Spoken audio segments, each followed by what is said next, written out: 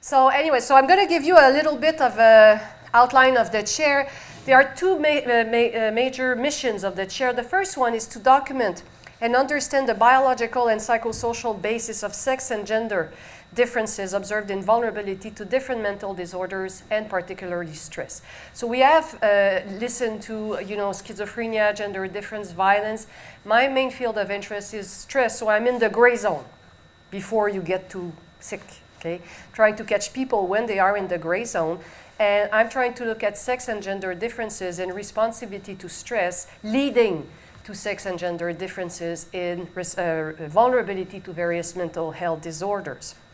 And the second one, and I'm known for that now because this is one of my major dada in French, is the research chair dedicates itself to the scientific knowledge transfer of everything that we are learning and to give this information to those who can use it. And I'm very happy to see that we have clinicians here, we have people from all over the place, not only scientists, that will, I hope, benefit from everything that was said today, bringing it back. And I think I do research for one main reason, is that it can serve its main purpose when it gets out there. So I'll give you a little bit of information about that.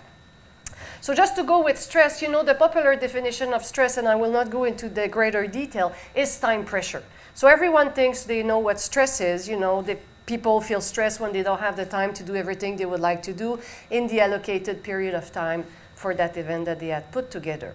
And in science, stress is not time pressure, but because stress is time pressure for the general public, there's a lot of weird things that have been said around the concept of stress. And one of the most important myths, beside the fact that stress is time pressure, is the fact that adults are the most vulnerable to stress. So I once did a very large survey where I asked people, do you know what stress is? Everyone said yes. When I asked them then what it is. What is it? They said time pressure. I said, okay, fine. Third question. Who is more stressed between kids, adults, and older adults? And everyone said adults. And you should study me with my 17 jobs, not my daughter and not my father. And why do we think that older adults are not stressed? Because they are retired. They have all the time in the world, so they don't suffer from time pressure. They're not stressed. We are suffering from ageism. Older people, they do not walk fast. They do not drive fast. They're not stressed, which is totally wrong. At the same way, the kids, they don't have all these bills to pay, run to the daycare and everything. They're not stressed. It's totally false. And I'm talking to you about this today because I want to talk about children. And what we know today is that our children and our parents are much more vulnerable to stress, their brain is, and I'll show you that this is where it starts, than we are. So that's my good news of the day. The children are more vulnerable because their brain is still developing. And the stress hormones that they are producing when they're stressed have this weird capacity to reaccess the brain. And when these stress hormones reaccess a developing brain, it can change the developmental trajectory of this brain, if I may say so. Our older adults are more vulnerable to stress because their brain is aging. And these stress hormones have been shown to accelerate some aging processes. So really, this is something very important, and this is why we started very early at the Center for Studies on Human Stress to do knowledge transfer in order to transfer this very simple data to the general public. There is something very, very, very important that we transfer all the time to people, are the 4 characteristics of a stress response. Over 45 years of research in human neuroendocrine research, meaning we are measuring the neurological impact of stress hormones. And it has been shown that there are 4 characteristics of a situation that will induce a significant increase of the stress hormones, and I'll give them to you later. But just before, when we are doing this type of research, what I'm going to talk to you about today, we are not using questionnaires. Why? We do, but we don't analyze them. No. Why aren't we using stress questionnaire? Because you don't have all the same definition of stress as I told you. So the variability is so high. So we are using the body's response to stress. The body will never lie, will do its job. In terms of evolutionary psychology, biology, the brain and the body is doing its job. So we are using the stress hormone. So basically how the system works, very simple. The first thing you have to understand, your brain is a detector of threatening information.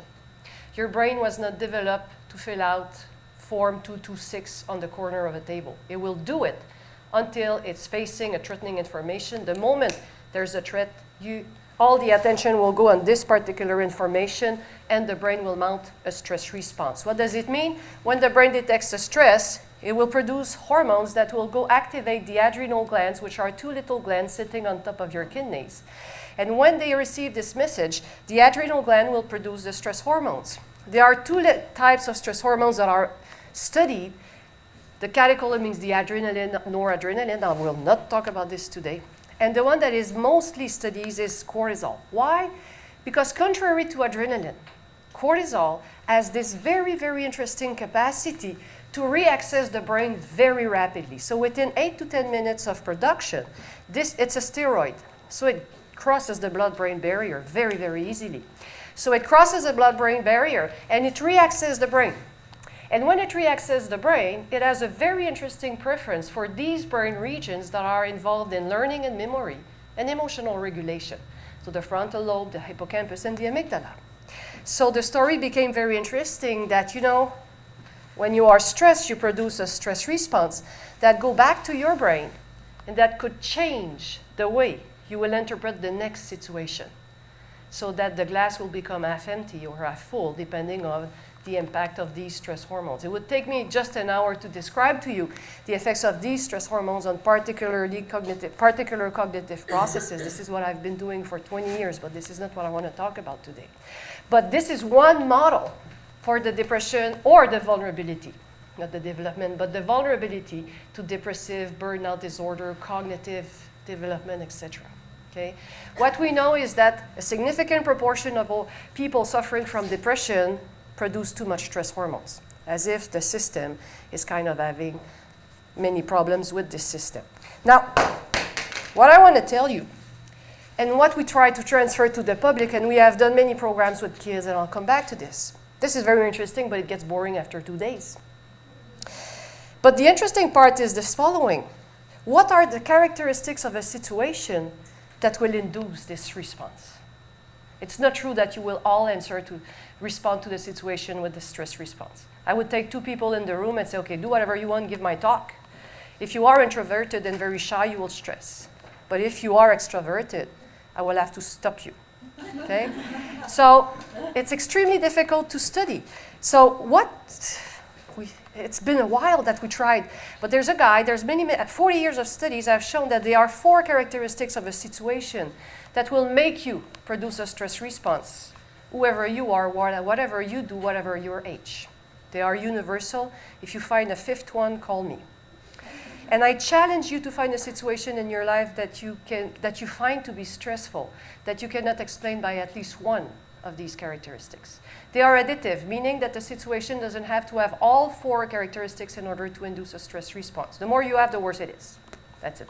So the recipe for stress, in order for a situation to induce a stress response, it has to be novel. It has to be unpredictable or unpredicted. It must be threatening to your personality. Someone putting into question your capacity to do your job in front of colleagues. The little feeling you have when you go back to your office is called a stress response.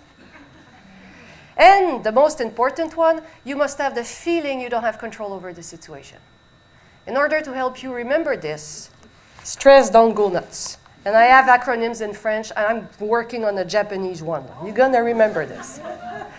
So, stress don't go nuts. When we stress people in the lab, we work on these characteristics. If stress is related to violence, there's something in the couple happening at one of this level, just to let you know. And we know that some people are more sensitive to this one, others are more sensitive. They are triggering factor, and this is where we are at this point. Okay? So that's all you have to know on stress. That's it, that's all. Let's go back to the chair, and I just want to give you some, I got the chair in 2008. So I embarked on sex and gender differences in stress responsivity, and I just want to give you some results from the students, because I don't do the studies anymore, you know that. So from the students, Liane Trépanier is not there today. Robert, where are you, Robert? He's somewhere, he's in the back. So if you have any question, you ask Robert. No. So the first one is to document sex and gender differences. At the Institute of Gender and Health, sex and gender-based analyses are extremely important. That's a cue for you. They have published a document that is called Sex and Gender-Based Analysis in Research.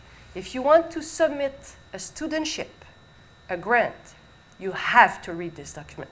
If not, you will not even get through the LOI application phase. And at first I said, oh, boring stuff. They're right. Because there is a major difference between sex and gender factors. So far, we have heard about sex difference. The difference between men and women, XX and XY. So sex differences are based on biological factor or genetic factor. You're a male, I'm a female, I have estrogen, you have testosterone.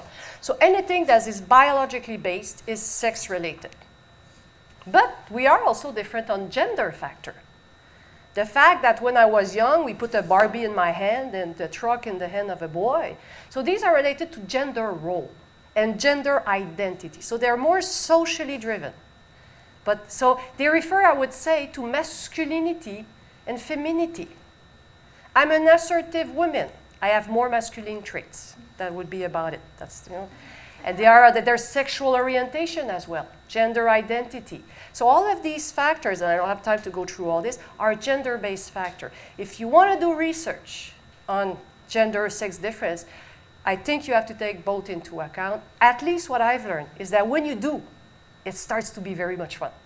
Because when you find sex difference, it always switches a bit when you add gender, and it's extremely very interesting. So just to give you some things that we started with sex factors because we're good at this. At biology, we can do this, so I said, let's be safe, let's do this. So we started to study sex factors, and the first one I got interested in is this very intriguing gender gap ratio in depression. So before puberty, there is 1.1 boy who is depressed for 1 girl. So it's about the same rate. At the time of puberty, this is known in the literature, but it's also always retrospective studies. Okay, a long time ago, you asked them to remember what happened. But at the time of puberty, after puberty, the gender gap ratio in depression appears, meaning that you have 2 girls for 1 boy. And it stays there for a very long time. Okay? There are many, many factors that have been studied in order to understand why you have this gender gap ratio for girls. So how do you do this? You ask a lot of questions to depressed women, and you try to see a common denominator factor. One factor that is there almost all the time, but it's not only in depression, is exposure to early adversity. 75% of depressed women and other disorder report exposure to early adversity, physical abuse, emotional abuse, etc. So this is how I embark. Sex and gender is not there yet. I say, okay, exposure to early adversity, you have a developing brain, stress hormone changes the developmental trajectory, increased sensitivity to depression, bingo, I have a model. Okay? So very early in my career,